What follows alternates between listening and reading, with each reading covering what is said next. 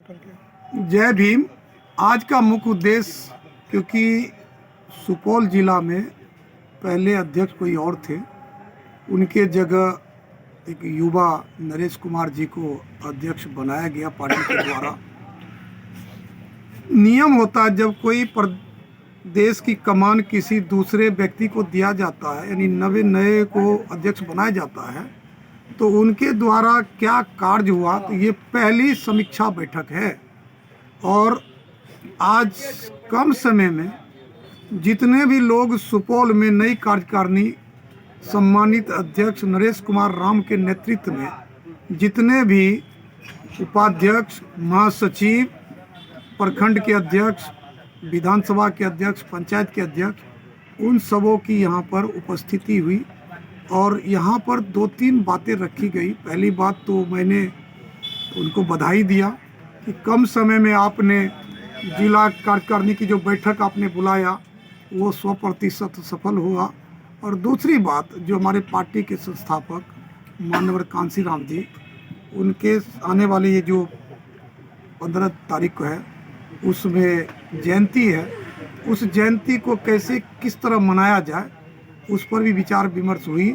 और साथ ही जिस जगह पर अभी मैं आपसे बात कर रहे हैं, आपको मैं संबोधित कर रहा हूँ, इसी जगह जिला इकाई का कार्यान्वयन के लिए कार्यालय की ज़रूरत महसूस की गई थी, तो वो कार्यालय भी यहाँ पर कल मतलब उनका उद्घाटन होगा विधिवत। उसकी भी नींव आज रखी गई। जो कानूनी प्रक्रिया थी उसके तहत बहुजन समाज पार्टी के जिला अध्यक्ष नरेश कुमार राम ने वो सारा काम कर लिया।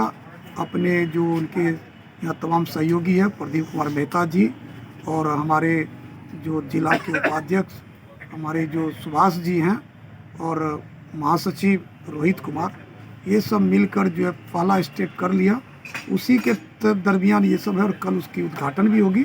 तो इस समीक्षा बैठक पर कई पहलू पर बात हुआ। हमारे बहुत सारे नव मनोनीत पदाधिकारियों ने मुझे कुछ सुझाव भी दिया।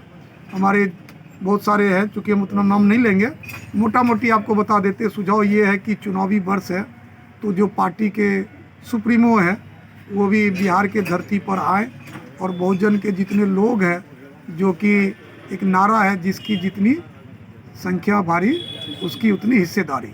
तो संख्या तो हमारी बहुजनों की भारी है, लेकिन हमारी हिस्सेदारी नहीं है।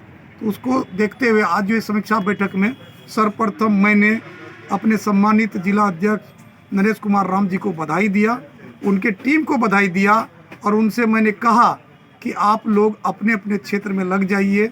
और बहुजन समाज पार्टी की जो सुप्रीमो बहन कुमारी मायावती जी का जो संदेश है, और वो संदेश यही है कि आप लोग राजनीति में जुड़कर, बहुजन समाज पार्टी में जुड़कर बहुजन समाज पार्टी को मजबूत करें, और चुनाव में जब जो भी पार्टी का आदेश हो उसमें जो कैंडिडेट पार्टी तय करेगी वो हमारी पार्टी का नीला झंडा, हाथी निशान, उस पर वोट लगाकर उसको संसद पहुंचाने का काम करें।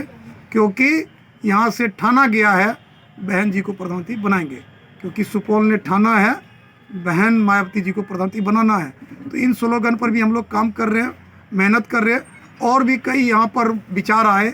वो विचार यह था कि यहाँ बहुत सारे गरीब लोग हैं जिसको रहने के लिए आवास नहीं है, जिनको रहने के लिए ज़मीन नहीं है, तो उन पर हमने यहाँ के जो स्थानीय प्रशासन है, जैसे जिला अध्यक्ष, जिला अधिकारी, उनसे भी हम लोग संपर्क किए और करेंगे।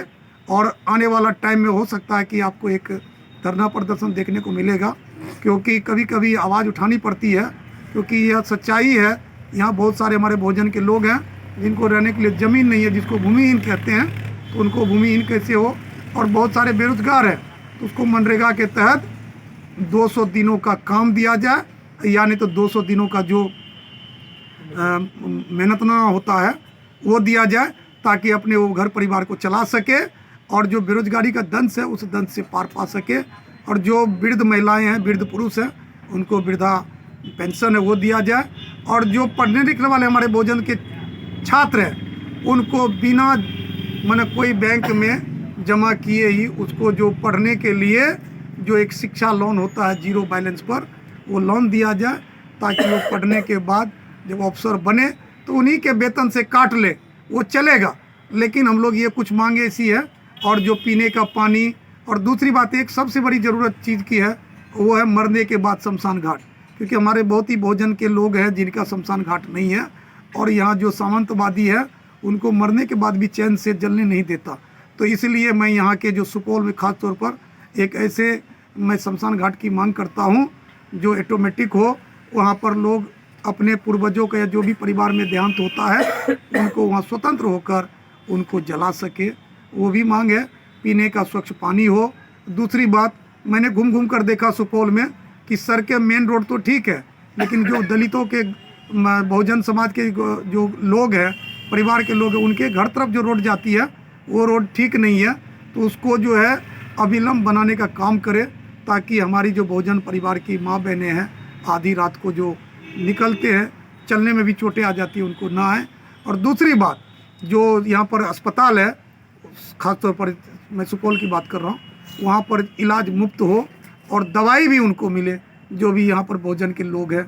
और SC/ST एक्ट जो है उस एक्ट को प्रभावी रूप से लागू करें, क्योंकि हम देख रहे हैं कई ऐसे मेरे पास भी है, मैं कल भी बात किया हूँ यहाँ के प्रशासन से कि यहाँ जो दबंग लोग हैं, जिसको आप सामंतवादी कह सकते हैं, वो हमारे बहुजन के लोगों को मारते हैं, पीटते हैं, उसके ज़मीन हथिया लेते हैं और उल्टा उसके ऊपर केस भी कर देते हैं। जब वो जाते हैं यहाँ पर पुलिस प्रशासन के पास तो उनकी आवाज़ भी नहीं सुनी जाती, जबकि यहाँ पर ऑलरेडी SC/ST थाना है, लेकिन वहाँ से भी हमारे बहुजन के लोगों को न्याय नहीं मिल रहा।